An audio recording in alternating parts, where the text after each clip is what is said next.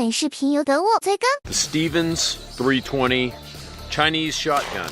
Never met a Chinese guy named Stevens. This seems like it's pretty solidly made, albeit a little cheap feeling. Today, the most brutal shotgun burn down ever, probably the cheapest shotgun burn down video with this $119 piece of shit.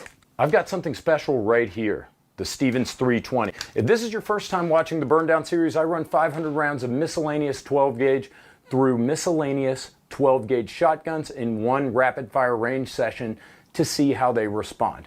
But James, 500 rounds doesn't sound like a lot.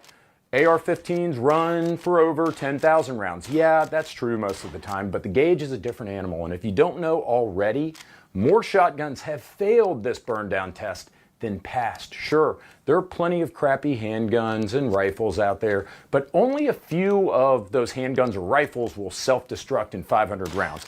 But 500 rounds of 2 3/4 and 3-inch Magnum shells over the course of 60 to 90 minutes is brutal on a shotgun, especially the cheap ones, and brutal on the shooter too. Holy shit! Oh my god, those are the hardest 2 3/4 rounds I have ever shot. This is not cozy. Anyways, I get tagged on the Gun Deals subreddit because some of you want me to review a $119 shotgun. I can't fulfill all viewer wishes, but as long as they're reasonable and don't involve skin-to-skin contact, I try to oblige as many as I can, so I bought this son of a bitch anyways. The Stevens is interesting because it's a clone of the Winchester 1200 series, meaning it has this kind of weird rotating bolt head separate from the carrier, which is surprising to find on a budget shotgun like this because that typically involves more machining, more parts, more expense. But make no mistake, this definitely feels like a cheap shotgun. I know that there are conspiracy theorists out there who believe that it cost Benelli $250 to make an M4 and they mark it up $2,000 because they're the Balenciaga of shotguns or something like that.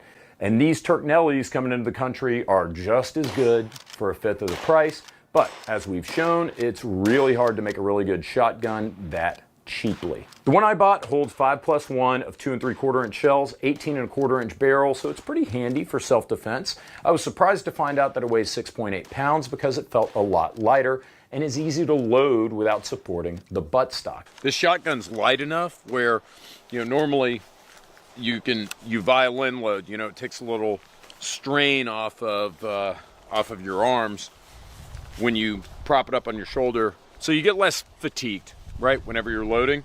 This shotgun's light enough, I don't even have to do it. I can just hold it. And I paid $129 for this one, but I also got the upgraded version. That's right, for an extra $10, I got ghost ring sights. More about that when we get to the range. You know what? More about everything on the range. You guys just want to see the burn down. We're done here. Let's get to the burn down.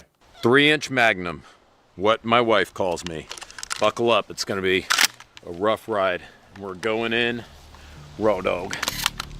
The Stevens 320 Chinese shotgun. Never met a Chinese guy named Stevens. This seems like it's pretty solidly made, albeit a little cheap feeling. So we got all kinds of old stuff, new stuff, birdshot, buckshot, slugs. This is what you like to see. Just loose, random. I see some slugs, I see some buck, I see some shit from the 60s, 70s. I mean, look at that bad boy right there. Is that paper? Let's go get started. Bio ammo, allegedly biodegradable, and no lead. Yeah, 3-shot. 1,312 feet per second velocity. Chinese shotgun burn down, commence.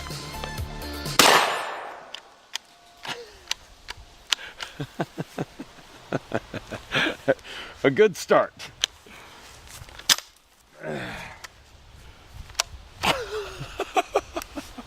No way. One round. No way. There must be something jammed up here. All right.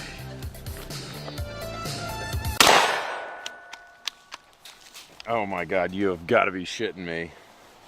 It's gonna be the easiest burn down ever.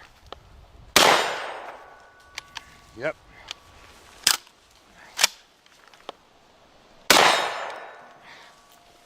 Bio ammo, this shotgun hates it. Red Star Ordnance, my boys in Serbia making this at Belom. Super, super hot, but also reliable. Like a strong Rakia, this stuff will kick your ass. Rio 4-shot, 1400 feet per second. This stuff's also super hot. It's been reliable in our tests in the past. God, that stuff's brutal, but it ran well. So I don't know, maybe this shotgun's just breaking in. Maybe it just doesn't like the bio ammo.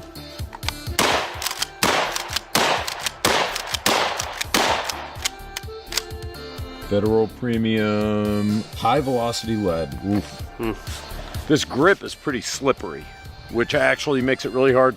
We're trying to do that push-pull that we learned from Matt Hott, but not really getting a good, strong grip on this forend here. It's hard to get a good grip on the foregrip, so you're really depriving yourself of the use of your support hand, which is actually quite important for recoil mitigation with a shotgun. Dude, there's no grip on this. It sucks. And I feel like this gun kicks for some reason Harder because you can't use your support hand. Yeah. Agala. All new plastic. Western Super X Super buckshot loads. Plastic shotgun shells, all new. It's almost a shame to shoot this. I actually kind of want to keep this box. The guy who loaded this ammo got a tug job outside the sock hop in 1962. Oh, yeah.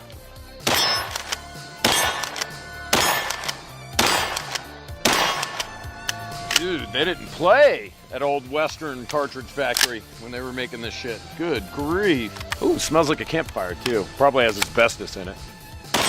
说真的，看视频要想体验好，真的得戴个耳机，不光音质细节更丰富，在公共场合也不打扰别人。我之前一直用的那个坏了，就顺手换了这个耳机。你们猜我这个刚入手的蓝牙耳机多少钱？得物首单补贴，包邮到手，只要2块钱，搬入耳式通话降噪，比商站的一杯奶茶钱还低。而且现在新人专属补贴价，不只有个位数的耳机，还有补贴后10几块钱就能到手的卫衣，原价都是80、90、100多的，现在补贴这个价格，商站的这个羊毛真的太划算了，还支持7天无理由退换货。想充1元补贴羊毛的现在点我评论区置顶链接，打开的物就能进入专属会场，真的错过了就不知道下次是什么时候了，还能顺手参与抽 iPhone 17的活动。I mean, it's running it for whatever reason. The old tornado slug.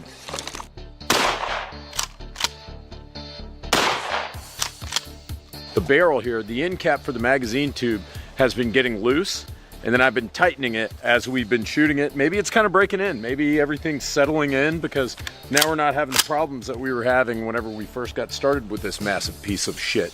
Oh, and then we'll throw some Rottweil. Oh, no. Yeah, these are 3-inch Magnum slugs.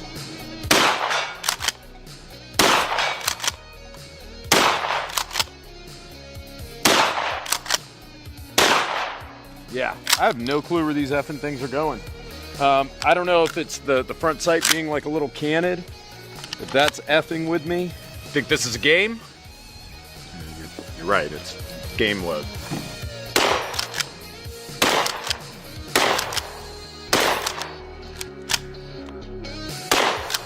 Federal classic slugs that look older than VHS tapes. Federal Magnum shock slugs, 2 3/4 inch. Shockers. Jesus Christ. God, dude, these are no joke. Oh my God. Holy shit. Oh my God, those are the hardest 2 3/4 rounds I have ever shot. And again, this is actually a really light shotgun. Plus, you've got no texture on the grip, and it's a pump. Everything that you shoot comes right back here, right in the titty. I mean, this is a brutal shotgun to shoot. I'll mention that. Now this is our grab bag, just a bunch of random shit, slugs, buck, bird.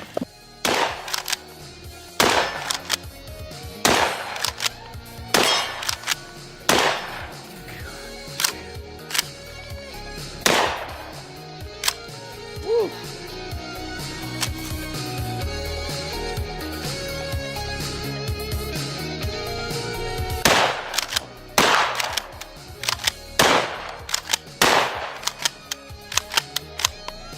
$4.90.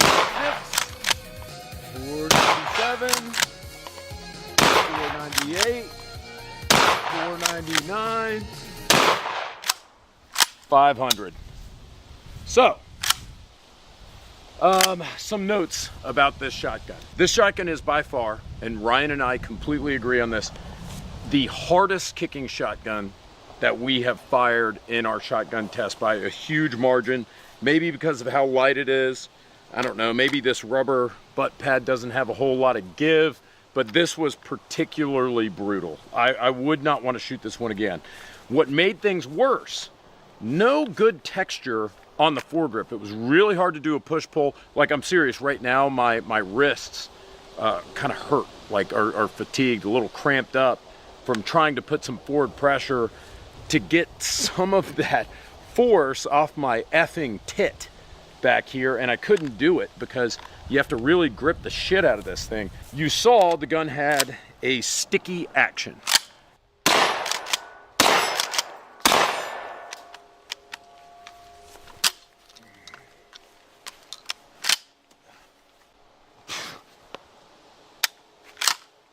It seems like that got better. There was some break-in, so I'm not too upset about it, but you did see that we had some sticking, we had some weak ejection, weak extraction with this shotgun throughout. This is not a good shotgun. This is not a good shotgun, but it did technically survive the 500 round burn down.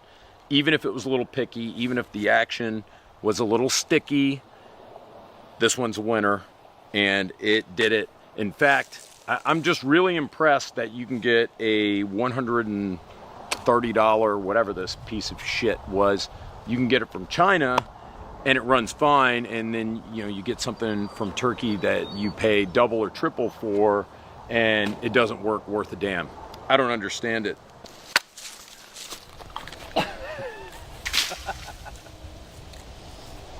Okay, conclusion. This isn't a very good shotgun, but it's the best shotgun I've tested that's cheaper than the Mossberg Maverick 88, whatever that means. It wasn't as reliable as I would have liked, certainly not as reliable as the Maverick, but I'll reluctantly say this gun passed the burn down because it did still remain in one piece and was, if anything, more functional at the end of the test than the beginning of it, ironically. The action's a little sticky, but it got better as we shot it, and I would imagine that if you ran a few hundred rounds through this son of a bitch, lubed it up, polished a few parts, it might not be that bad of a shotgun. It was picky with some types of ammo where it would lock up the action. This happened most of the time with bio ammo, which uses a plant-based hull and can sometimes be a little finicky with some shotguns. But the action did lock up with other rounds too, but not nearly as much as with the bio ammo. It was less than a handful of times over 500 rounds, but it was still a little sluggish. The action was not as enthusiastic as I'd hoped it would be, especially considering that the Winchester 1200 was known for having a fast action. It was called the speed pump. That's what they called me in college. And this was compounded by the slippery foregrip. Also, extraction was pretty weak with most rounds, possibly as a result of the sticky action and the not so sticky foregrip. Oh, that one locked it up. Whatever that was.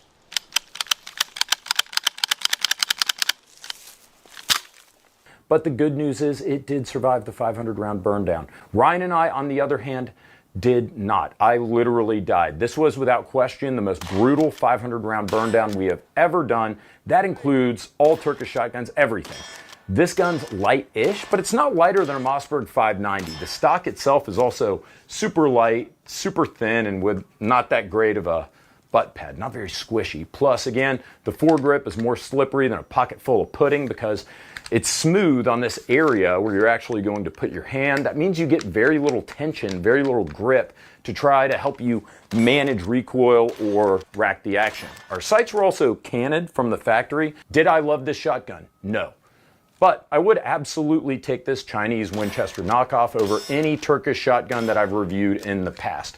Not only is it cheaper, but it did kind of go the distance without breaking apart or ceasing to function. It got better the more we shot it. $120 is the right price point because it makes it just attractive enough where you could save $80 versus the $200 Mossberg Maverick 88. Personally, I'd pony up for the Mav, which is more popular, has plenty of accessories available, is American made in Maverick County, Texas.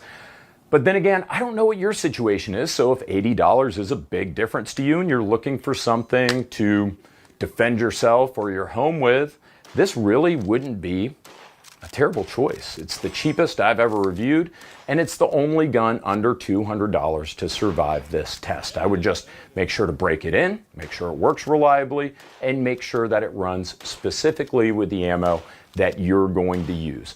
At the end of the day, these Stevens shotguns are also imported by Savage. Savage is a great company, so you know you're going to have warranty support should you ever need it. All in all, not bad. Yep.